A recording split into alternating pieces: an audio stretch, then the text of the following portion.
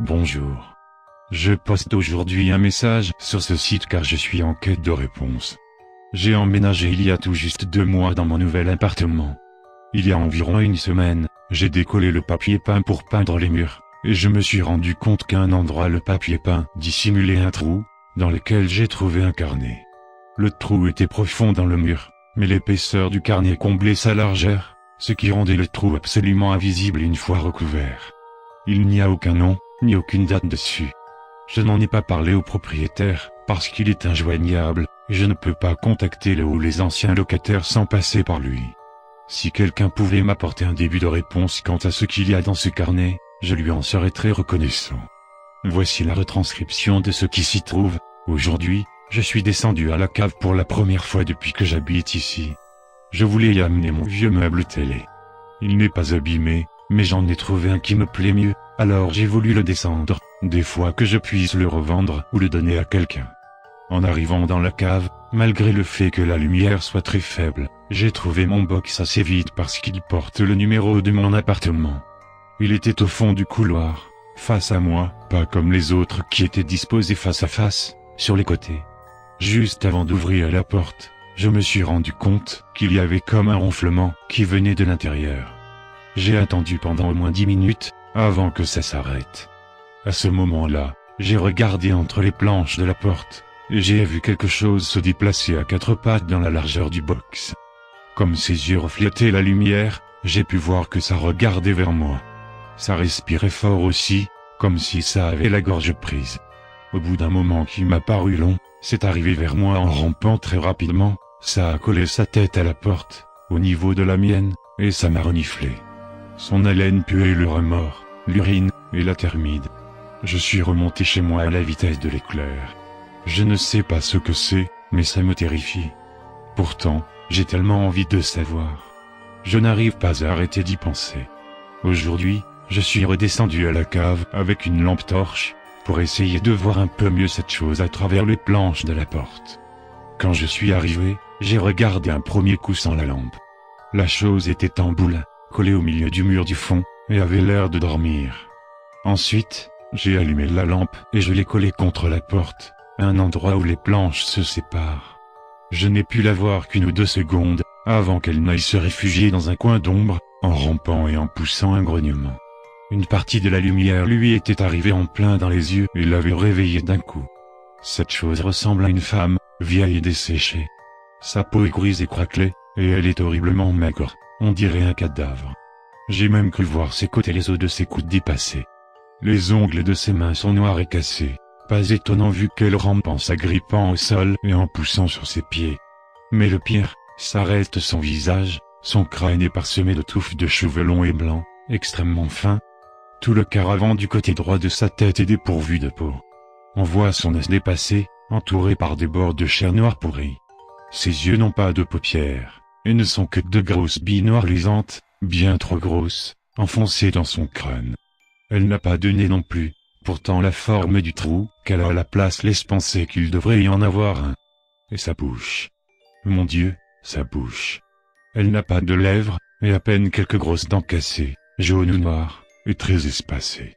Certaines sont carrées, d'autres pointues, mais pas naturellement, comme si elle les avait cassées pour les rendre comme ça. En plus, elles ne sont pas du tout alignées. Ses gencives sont rouges sombres et enflées, comme couvertes de tumeurs, et elles suintent d'un liquide à l'air poisseux, jaune sombre vert, qui a l'air d'avoir fait comme une croûte à la base de ses dents. L'expression sur son visage est une expression de colère, comme un prédateur qui s'apprêterait à attaquer. Cette chose a l'air dangereuse, je ne sais pas quoi faire. De toute manière, qui me croira si j'en parle? Je n'arrête pas de penser à cette chose. Je retourne son image dans ma tête, et je l'imagine vivant dans ce box, mangeant les insectes qui passent à sa portée, et attrapant un rat de temps en temps. J'imagine ses dents entrant dans la chair du rongeur, la pression faisant éclater les tumeurs de ses gencives, et laissant échapper le liquide jaune-vert dans un petit craquement. Puis je vois ses dents tirer les entrailles du petit animal de son ventre, alors qu'il est encore vivant, se tortillant de douleur et de peur, et couinant comme un jouet en caoutchouc. Plus j'y pense, et plus je trouve à cette chose quelque chose de noble, de beau même. Ça fait plusieurs jours que je passe quotidiennement au moins une fois par la cave. Je tapote contre la porte, pour faire savoir à la chose que je suis là, et je m'assois en tailleur, le dos et la tête collés à la porte.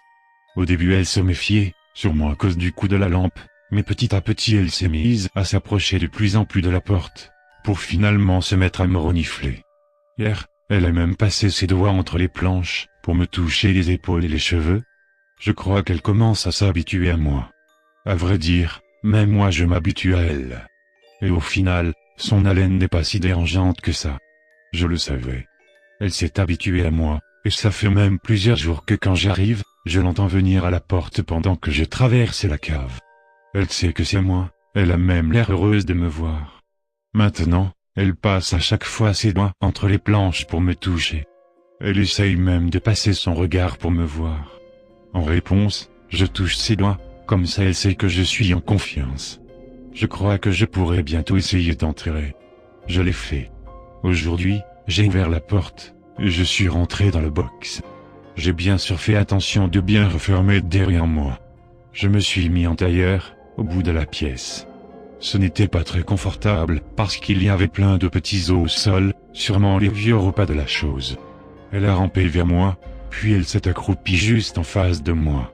Elle a passé un bon moment à me renifler, mais elle a fini par toucher mon visage, comme un aveugle qui chercherait à se représenter quelqu'un, ce qui est bizarre parce que ses yeux brillent dans le noir.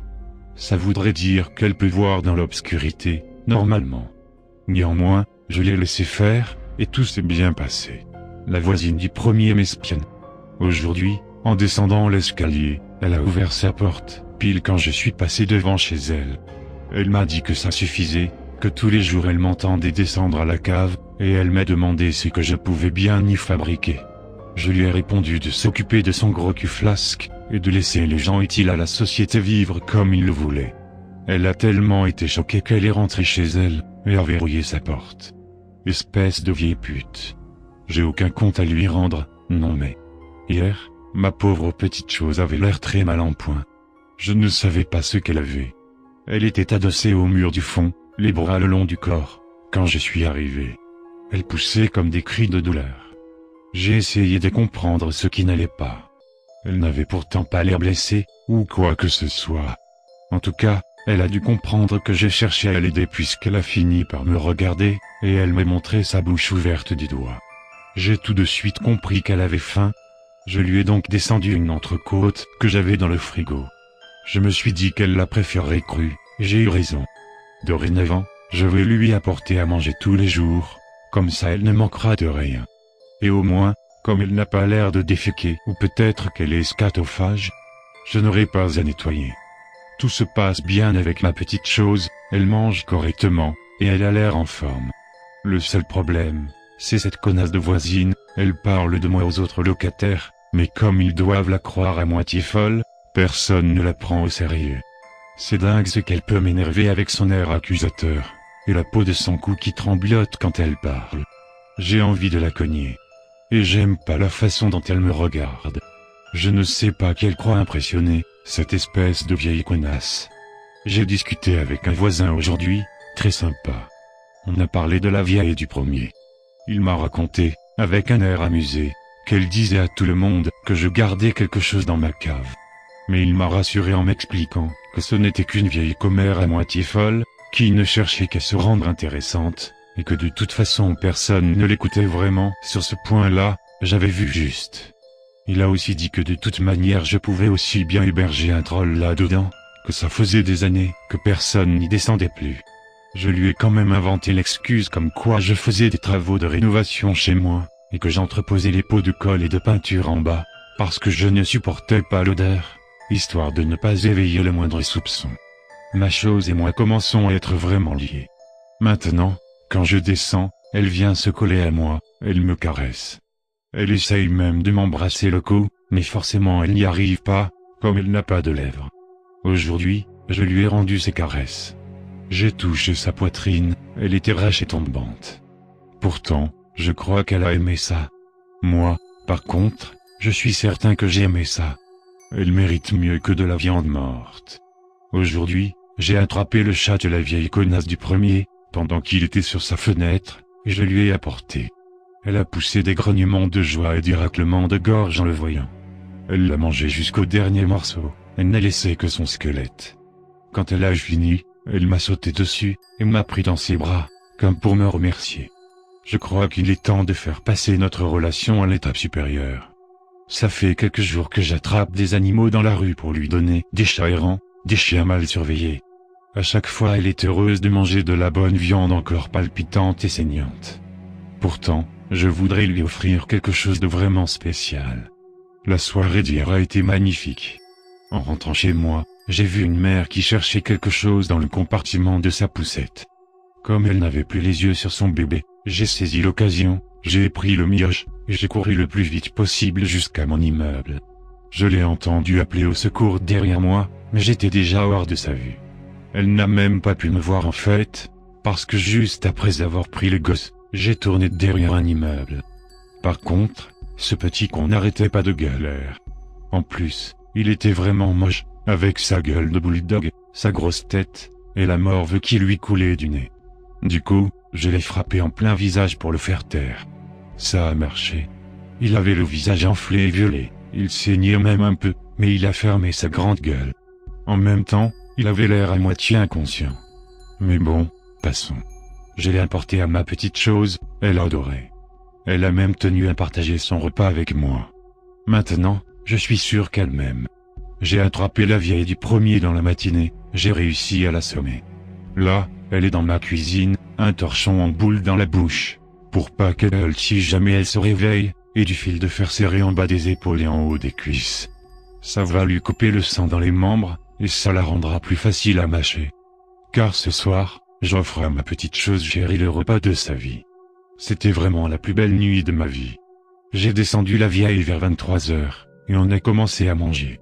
Ma petite chose avait l'air ravie. En plus, pendant qu'on attaquait les intestins et juste après avoir eu fini les 2 bras et une jambe, la vieille est revenue à elle. En se voyant dans l'état où elle était, elle a essayé de crier, et elle s'est mise à sangloter. Ça m'a bien fait rire, et ça a plu à ma petite chose. Comme elle devenait agaçante, au bout d'un moment on a décidé de lui ouvrir le crâne pour s'en partager le contenu. On se regarde droit dans les yeux en mangeant. Et finalement, arriva ce qui arriva. Je l'ai allongé sur le dos, et j'ai baissé mon pantalon pour lui faire l'amour. J'avais mal en la pénétrant, ça accrochait et ça me coupait. Pourtant je ne pouvais pas m'arrêter, même alors que c'était difficile. Elle tortillait ses membres en poussant des cris et des grognements inhumains, sa tête se balançait de gauche à droite, et sa langue, un grand morceau de chair noire, semblait bouger indépendamment en sortant de sa bouche. Au bout d'un moment, j'ai fini par venir, et je suis sorti d'elle. Elle est restée dos au sol, respirant d'un souffle sifflant, et faisant de gros gargouillis avec sa gorge. C'était magique. Les gens de l'immeuble se posent des questions sur moi. Il est temps de rejoindre ma petite chose chérie dans la cave. Je m'arrangerai pour sortir de temps en temps, parce qu'il faut bien se nourrir. Là au moins, ils ne viendront jamais me chercher. Je ne vais pas détruire mes notes. Je vais me contenter de les cacher, quelque part dans mon appartement. Notre histoire est trop belle pour être effacée. Et qui sait? Peut-être qu'un jour quelqu'un lira ces lignes et comprendra ce qu'est le vrai amour. Une fois que ce message sera terminé, j'amènerai ce carnet à la police. Pas question que je descende seul à la cave. Il n'empêche que je ne comprends pas ce que j'ai lu, et que j'aimerais recueillir des avis, des idées. N'importe quoi. Pitié.